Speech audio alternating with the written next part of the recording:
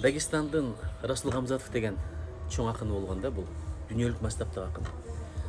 Ошол бир жолу Советтер Союзу учурунда анда чет өлкөгө чыгыш кыйын болгон, азыркыдай жеңил болгон эмес. Ошондой атактуу адамдар гана чыккан. Анан Францияга барат экен.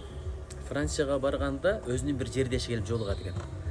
Ал революция учурунда системадан качып, Италияга барып, итальянкага үйлөнүп, андан ары бир өлкөлөрдө жашап, аягында Францияга барып туруп калган адам экен да. Анан менен сүйлөшөт экен.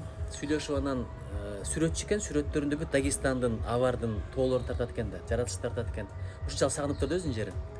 Анан айтыптыр, ушундай сагынсаң кетип калбайсыңбы Дагестанга десе, эми кеч дептир. Ал жакта бир мезгилде мен жалындаган жаштыгымды алып чыкканмын.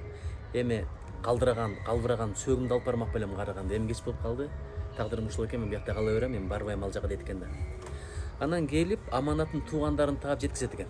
Ушундай тууганыңардан салам алып келдим, жолуктум Францияда, аман экен, тынч экен, карып калыптыр десе, туугандар аябай сүйүнөт экен да, даянсып кеткен экен да. Эмне болду деп, аман жүргөндө Кудайга шүгүр, эми кандай болсо дагы келбесе деле өлбөсө аман болсо болду деп.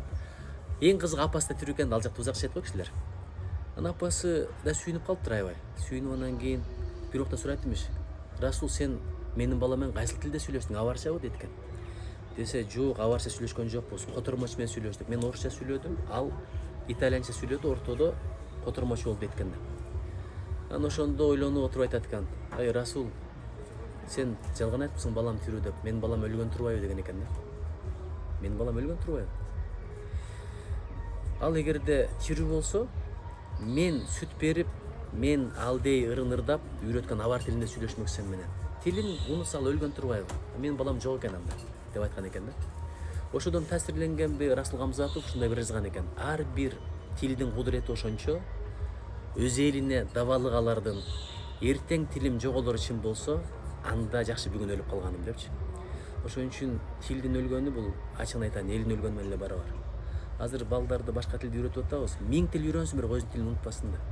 Өзүнүн тилин унутпасын. Тилди жоготкондон кийин адам дилин жоготот экен, маданиятын жоготот экен, тарыхын жоготот экен, өткөнүн унутат экен. Ошон үчүн бүгүн мына мамлекет тил күнү экен. Жөн гана ошол күнү бир байрактарды көтөрүп, шарларды көтөрүп байрамдап койбой, бала бакырага тил үйрөтөлү да. Тил үйрөткөндө эми албетте ата нан алып кел, анан шоколад алып бер, концертке барам, акча берди билет. Бирок өткөндө менин кызым нөшөр эмне экенин билбейт. Болбосо кыргыз мектебинде отлично окуп атат, эң мыкты окуп атат. А нөшөр эмне деди эле ливен десем түшүндү да. Чөптөрдүн аттарын билбейт, жандыктардын аттарын билбейт. Көрсө биз балдар менен сүйлөшпөй атыптырбыз. Багыш бизден болуп атыптыр, ичириш жедириш бизден болуп атыптыр, бирок талим тарбия интернеттен болуп атыптыр. Ошон үчүн тилге көңүл бөлөлү. Бир борлорум айта турган сөзүм ошол. Кудай колдосун. Салам алейкум.